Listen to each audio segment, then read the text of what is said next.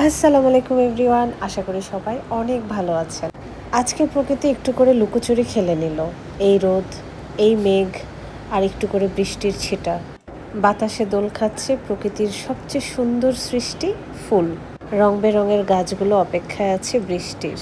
আমার সবচেয়ে পছন্দের গাছ আর ফুল হচ্ছে কৃষ্ণচূড়া। এত সুন্দর করে বাতাসে দোল খাচ্ছিল, আর আমার বারান্দার কৃষ্ণচূড়া গাছটা অপেক্ষায় আছে ফুলের। আর এই যে অতি নখরা একটা গাছ, সেটা হলো কয়েন প্ল্যান্ট। তার যে কত নখরামি আছে। চড়ুই পাখির এই ছোট্ট বাসাটা, এটাও আমার খুব প্রিয়। এখনও কিন্তু ছিটা ছিটা বৃষ্টি পড়ছে। একটা ঝুম বৃষ্টি হলে খুব ভালো হতো। প্রকৃতিটা একদম ঠান্ডা হয়ে যেত, গাছেরাও আরও বেশি সতেজ হয়ে যেত। ফুলে ফলে সবজিতে পুরো বারান্দা জুড়ে গাছ আর গাছ।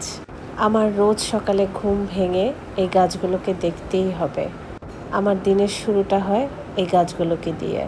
প্রতিদিন এক দুইটা জবা আমার গাছে ফুটবেই, আর ওদেরকে দেখেই আমার দিনের শুরু। কৃষ্ণচূড়া, রাধাচূড়া সবগুলোতেই ফুল ফোটার অপেক্ষায়।